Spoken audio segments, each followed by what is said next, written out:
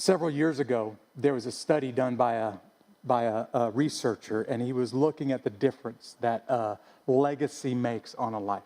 And so he compared these two notorious figures and the difference that they made. He compared Jonathan Edwards, one of the greatest theologians that America has ever produced, and an incredible pastor.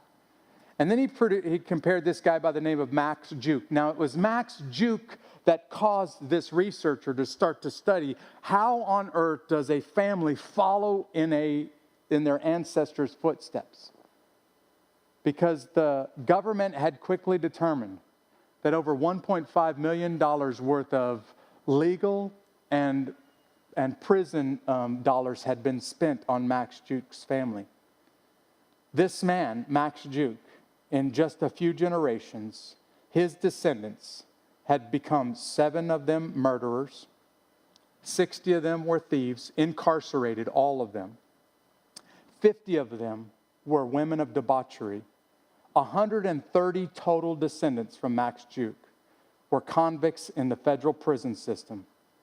310 of them were completely destitute, and they were living off of the government's for their income. And 400 of them were physically weak and were totally almost incapacitated because they wrecked their lives by sinful living.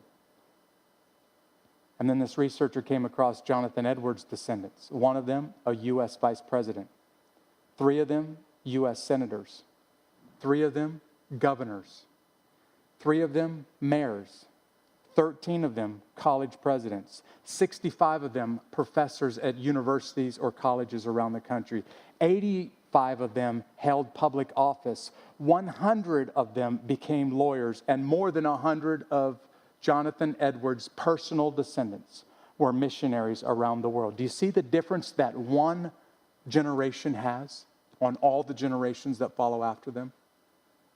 And I hope right now, if you're in a serious relationship or if you're married and you have children, you're thinking to yourself, what are my grandchildren and my great-grandchildren going to be?